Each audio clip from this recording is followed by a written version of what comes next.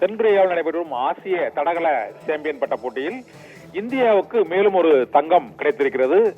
3000 metre steeple chase என்று அழைக்கக்கூடிய track and field முறையில் நடைபெறக்கூடிய தடகள போட்டியில் இந்திய வீரர் அவினாஷ் 8.20 வினாடிகளில் இந்த தூரத்தை கடந்து தங்கப்பதக்கத்தை வென்றிருக்கிறார்.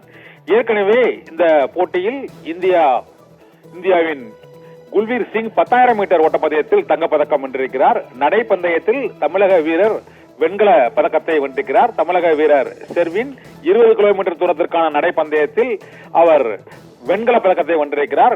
நேற்று தங்கப்பதக்கம் 10,000 மீட்டர் ஓட்டத்தில் இந்திய வீரர் வென்ற சூழ்நிலையில் இன்று 30,000 மீட்டர் ஸ்டீப்பிள் சேஸ் தடகள போட்டியில் அவினாஷ் மேலும் ஒரு தங்கப்பதக்கத்தை வென்றிருக்கிறார். இதனால் 26வது ஆசிய தடகள போட்டியில் இந்தியா 3 பதக்கங்களை வென்றிருக்கிறது. இதில் 2 தங்கம் 1 வெண்கலம் என 3 பதக்கங்களை 2வது நாளான இன்று கைப்பற்றி இருக்கிறது.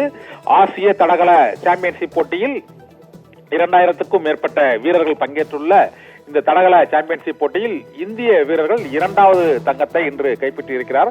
3000 மீட்டர் ஸ்டீப்பிள் சேஸ் தடகள போட்டியில் டிராக் அண்ட் ஃபீல்டு என்ற முறையில் நடைபெறக்கூடிய இந்த 3000 மீட்டர் பந்தயத்தில் குறிப்பிட்ட அந்த இலக்கை 8 நிமிடம் 20 வினாடிகளில் கடந்து இந்திய வீரர் அவினாஷ் தங்கப்பதக்கம் வென்றிருக்கிறார். ஏற்கனவே 10,000 மீட்டர் ஓட்டப்பந்தயத்தில் இந்திய வீரர் குல்வீர் சிங் தங்கப்பதக்கம் வென்றார். தமிழக வீரர் நடைப்பந்தய போட்டியில் செல்வின் தங்கப்பதக்கத்தை வெண்கல பதக்கத்தை வென்றிருக்கிறார். இந்தியா ஆசிய தடகள சாம்பியன்ஷிப் போட்டியில் 2 தங்கம் 1 வெண்கலம் என 3 பதக்கங்களை வென்றுள்ளது.